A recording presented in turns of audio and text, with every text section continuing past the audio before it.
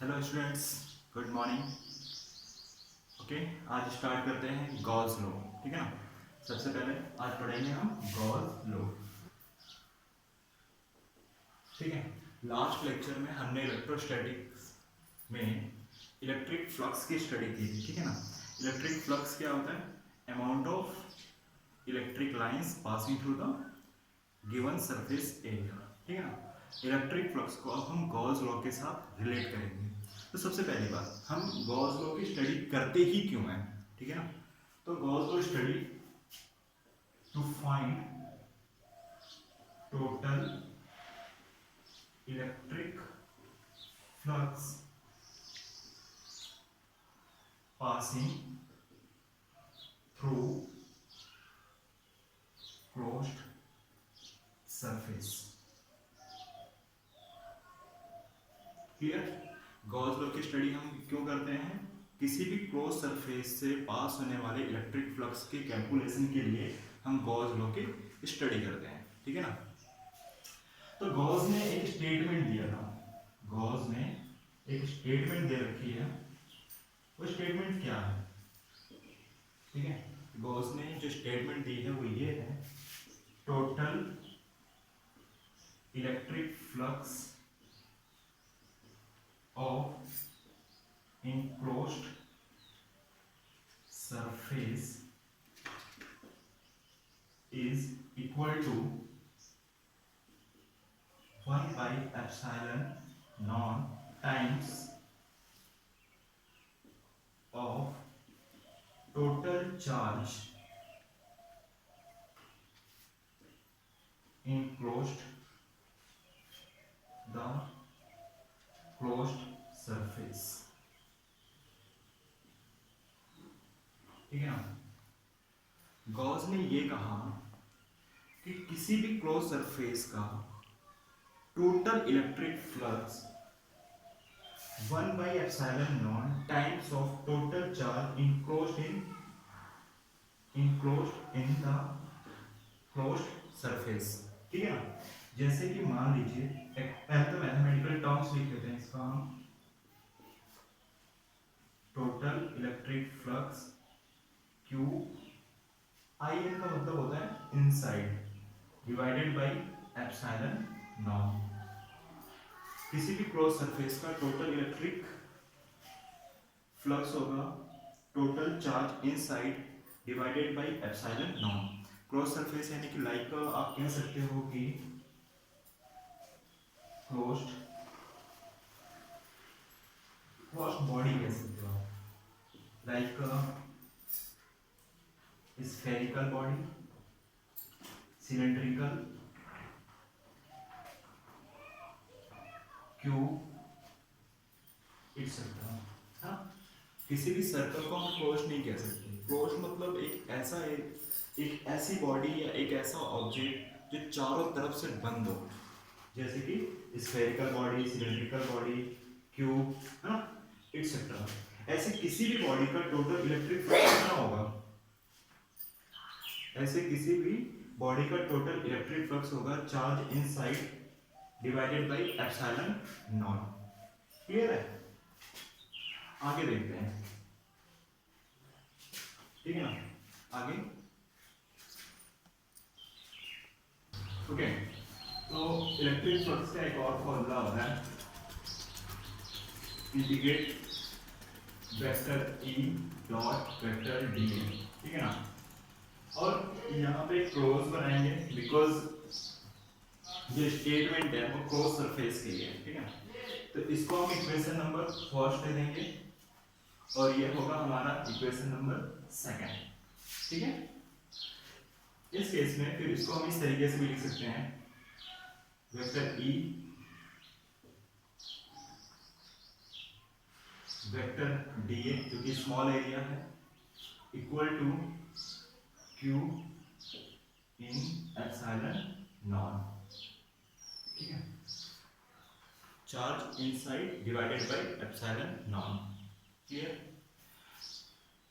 अब ये जो फाइनली फॉर्मूला हम देख रहे हैं, इस फाइनल फॉर्मूला में जो E है वो इलेक्ट्रिक फील्ड है, D एलिमेंट का स्मॉल एरिया है या एलिमेंट का एरिया है, चार्ज इनसाइड, है ना, किसी भी क्लोज्ड बॉडी के अंदर का चार्ज, और ये है एप्सिलॉन नॉट जो कि डिपेंड करता है मीडियम पे। क्लियर है? इस फॉर्मूले में जो इलेक्ट्रिक फील्ड है, electric field appearing in Gauss law, in Gauss law is due to inside and outside, due to inside and outside of charge present in the body.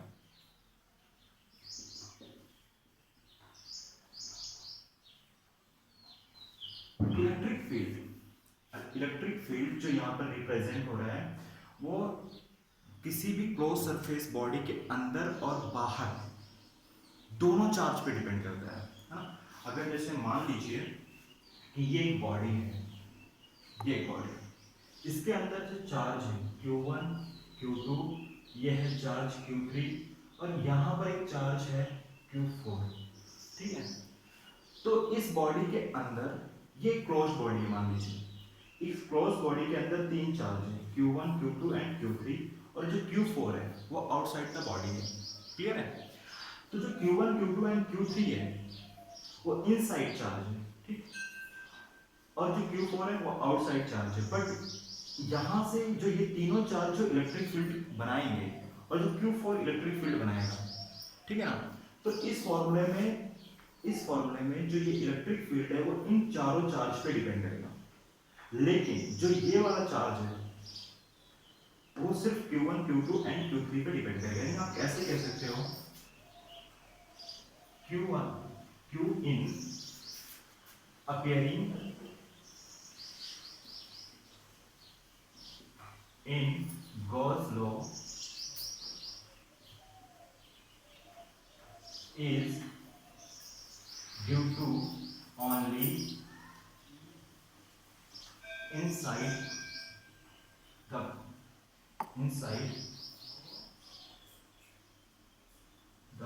body।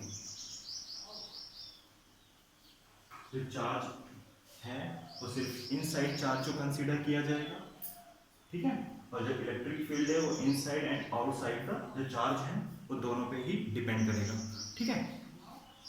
Okay, अब proof देखते हैं यहाँ पर Gauss law का proof. ठीक है, proof क्या है?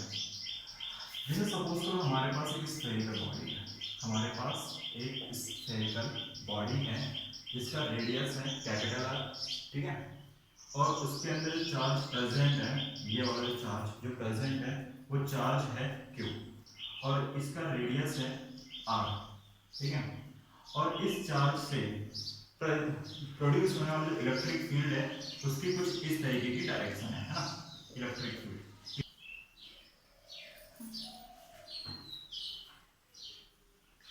Electric field E is radially.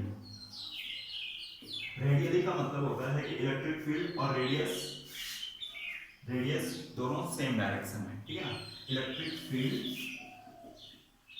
E is parallel to radius, ठीक है, समझ में आ रहा है? Electric field is parallel to radius. Clear है? फिर एक काम कर रहे हैं, यहाँ पर हम एक एलिमेंट कंसीडर कर रहे हैं, एक छोटा सा एलिमेंट कंसीडर कर रहे हैं। Area of element is dn, area of element is dn, ठीक है। तो इस केस का जो इलेक्ट्रिक फ्लक्स होगा वो हमें फाइंड आउट करना है। तो हमें अच्छे से पता है electric flux equal to vector E integrate vector dx, ठीक है।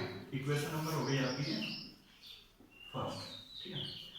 अब हमें अच्छे से पता है कि किसी भी स्फेरिकल बॉडी का जो इलेक्ट्रिक फील्ड होता है वो वेक्टर E इक्वल टू होता है kq अपॉन r स्क्वायर, ठीक है। तो वेक्टर E इक्वल टू हो जाएगा k मतलब 1/4 pi epsilon not q upon r square. Clear? तो वेक्टर E के प्लेस पे हम क्या रखेंगे? Q upon 4 pi epsilon not R square. और जब हम डीए को इंटीग्रेट करेंगे तो हमें क्या मिलेगा, एरिया, है ना। डीए को इंटीग्रेट करने पर हमें मिलेगा एरिया। और किसी भी स्फेरिकल बॉडी का एरिया क्या होता है, 4 पाई आर स्क्वायर, यानी Q upon 4 pi epsilon not R square multiply 4 pi R square. तो जब रिमेनिंग सारे डेटा ये कट करने के बाद हमें मिलेगा phi E equal to Q by epsilon not. Clear. तो आई थिंक आपको समझ में आ रहा होगा कि हमने स्टेटमेंट में क्या लिखा था, total electric flux equal to charge divided by epsilon not, Q by epsilon not. Clear है। कुछ चीजें यहाँ पर ध्यान में रखनी है आपको गॉस लॉ के लिए। फर्स्ट थिंग, गॉस लॉ के लिए हमें फर्स्ट थिंग क्या ध्यान में रखना है कि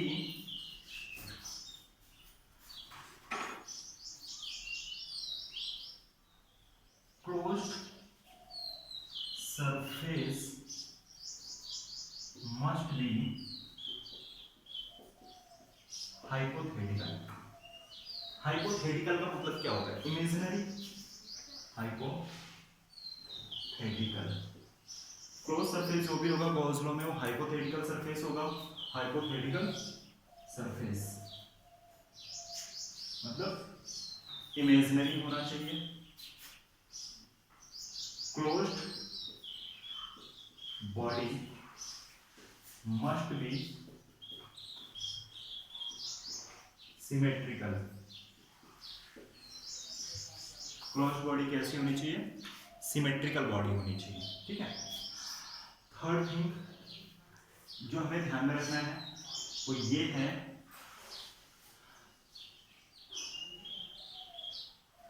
for any conductor, electric field inside electric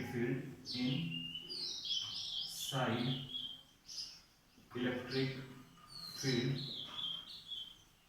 is zero। किसी भी कंडक्टर के अंदर की जो इलेक्ट्रिक फील्ड है वो क्या रहने वाली है, जीरो रहने वाली है। ठीक है। क्लियर। ये चीजें हमें ध्यान में रखनी है। अब एक एग्जांपल लेते हैं। इस एग्जांपल सपोज करो हमारे पास एक क्यूब है, एक क्यूब लाइक समथिंग इस टाइप में। तो अगर हमसे पूछा जाए इस क्यूब के अंदर सपोज करो एक चार्ज यहाँ पर रखा है क्यूब, और अगर हमसे पूछा जाए कि इस क्यूब का टोटल इलेक्ट्रिक फ्लक्स क्या होगा, इस क्यूब का टोटल इलेक्ट्रिक फ्लक्स होगा Q अपॉन एप्सिलॉन नॉट। ये है टोटल इलेक्ट्रिक फ्लक्स। क्लियर। अगर किसी एक सरफेस का इलेक्ट्रिक फ्लक्स पूछा जाए, इलेक्ट्रिक फ्लक्स फॉर वन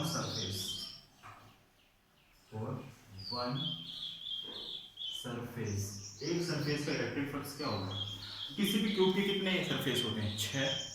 तो एक सरफेस का इलेक्ट्रिक फ्लक्स क्या होगा, Q/6 एप्सिलॉन नॉट। क्लियर हुआ। अगर मैं यहाँ पे कुछ पोर्शन ऐड कर दूं लाइक समथिंग इस टाइप में,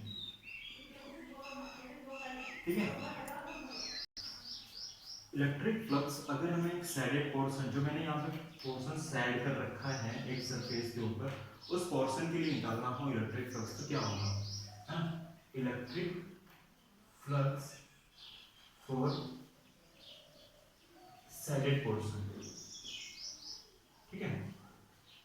तो सैडेड पोर्शन के लिए जो इलेक्ट्रिक फ्लक्स होगा वो कितना होगा, Q/24 एप्सिलॉन नॉट। क्योंकि एक सरफेस के यहाँ पे कितने एरिया बने हैं, 1 2 3 4, और उनमें से हमने एक कंसीडर किया, और एक सरफेस का इलेक्ट्रिक फ्लक्स कितना है, Q/6 एप्सिलॉन नॉट।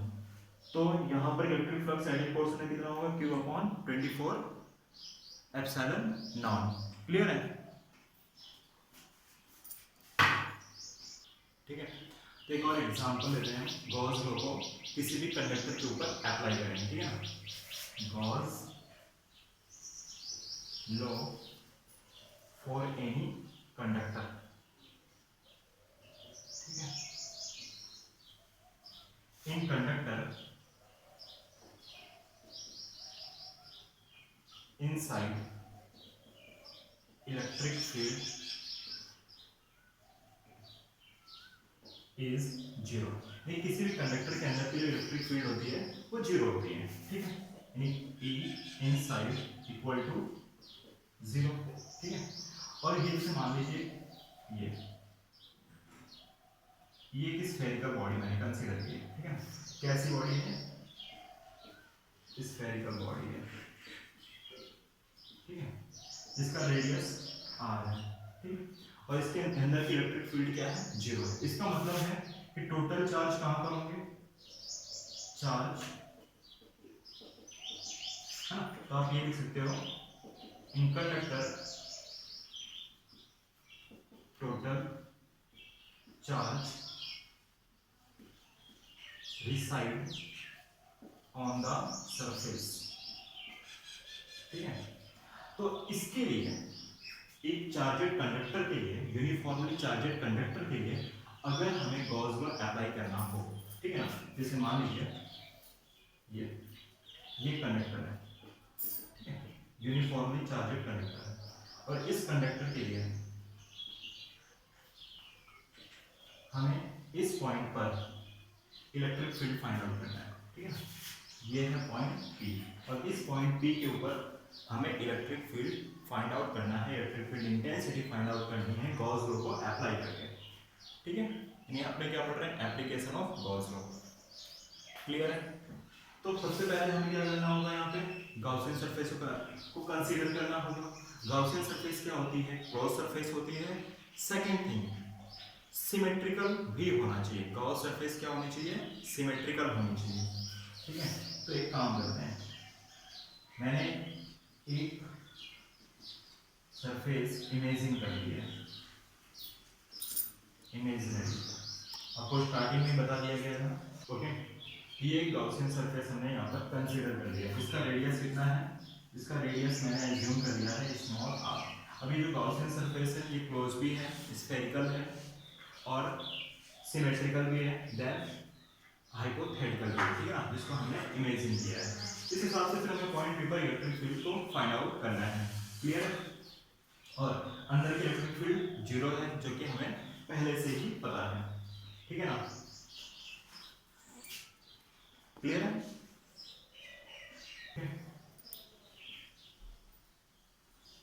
QE है ना, electric flux equal to Q upon epsilon not. Suppose करो Q है, ये टोटल चार्ज है जो कि कंडक्टिंग सरफेस पे, अगर इस गॉसियन सरफेस के अंदर है ये वाला चार्ज, इनसाइड द चार्ज है, इसके लिए यहाँ पर हम लिख सकते हैं QIN, ठीक है ना, डिवाइडेड बाय एप्सिलॉन नॉट। ये हो गई आपकी इक्वेशन नंबर फर्स्ट, ठीक है ना। और जो स्टैंडर्ड फॉर्मूला है वो क्या है? Vector E close surface vector dA, ठीक है। अब दोनों इक्वेशन को हम कंपेयर करेंगे। जब कंपेयर करेंगे तो क्या होगा? E integrate dA equal to Q upon epsilon not. dA को इंटीग्रेट करोगे तो क्या आएगा? जब हम dA को इंटीग्रेट करेंगे तो आएगा एरिया ऑफ किसी भी क्लोज सरफेस का, जो एरिया होगा 4 पाई r स्क्वायर। देखिए गॉसियन सरफेस का जो रेडियस है वो क्या है? स्मॉल r, तो a into 4 pi r square, ठीक है ना, equal to q upon epsilon not. तो इस केस में जो इलेक्ट्रिक फील्ड हो जाएगी, जो इलेक्ट्रिक फील्ड होगी वो होगी q upon 4 pi epsilon not r square. सबसे इंपॉर्टेंट टर्म्स इसमें ध्यान में रखना है, जब small r greater than capital R होगा तो इलेक्ट्रिक फील्ड होगी Q upon 4 pi epsilon not r square. जब small r equal to r होगा, यानी कि सरफेस पे, अगर पॉइंट भी कहां पर हो? सरफेस पे। केस नंबर फर्स्ट है, this is the case number second. Q upon 4 pi epsilon not capital R square. जो सरफेस वाला पॉइंट है वो r डिस्टेंस पर है, ठीक है ना। लेकिन अगर r less than capital R होगा, मतलब point P inside the body अगर आ गया है, तो इलेक्ट्रिक फील्ड इनसाइड क्या होती है कंडक्टर के अंदर, जीरो, ठीक है। ये सारी बातें आपको ध्यान में रखनी है, क्लियर। अगर बात यहाँ पोटेंशियल की कर ली जाए, इलेक्ट्रिक पोटेंशियल, इलेक्ट्रिक पोटेंशियल, ठीक है ना। इलेक्ट्रिक पोटेंशियल को हम रिप्रेजेंट करेंगे V से, और हमें अच्छे से पता है कि जो फॉर्मूला होता है वो E equal to minus dV upon dr, clear. अगर इनसाइड इलेक्ट्रिक फील्ड आपकी जीरो है, ठीक है ना, तो V क्या होगा, E equal to dV upon dr, और V क्या होगा, कांस्टेंट। हमें अच्छे से पता है किसी भी कांस्टेंट को अगर हम डिफरेंशिएट करें, किसी भी कांस्टेंट वैल्यू को डिफरेंशिएट करें तो रिजल्ट जीरो आता है। और अगर इलेक्ट्रिक फील्ड जीरो है तो इसका मतलब पोटेंशियल क्या रहने वाला है, कांस्टेंट, ठीक है ना। तो आपको ध्यान रखना है कि जो इलेक्ट्रिक पोटेंशियल है सेंटर टू सरफेस कांस्टेंट होगा, और आफ्टर सरफेस वो रिड्यूस होने लगेगा, ठीक है। और अगर हम आउटसाइड देखें, आउटसाइड इलेक्ट्रिक पोटेंशियल क्या होगा, आउटसाइड इलेक्ट्रिक पोटेंशियल, क्लियर। तो एक स्टैंडर्ड फॉर्मूले के हिसाब से अगर हम देखें तो यहाँ पर होता है V equal to E into R, और आउटसाइड इलेक्ट्रिक फील्ड क्या है, Q upon 4 pi epsilon not R square, एक R से R कैंसिल होगा तो फॉर्मूला बनेगा Q upon 4 pi epsilon not into 1 by R। ये आउटसाइड इलेक्ट्रिक पोटेंशियल है, और inside to surface electric potential constant होगा जब इलेक्ट्रिक फील्ड जीरो है, ठीक है।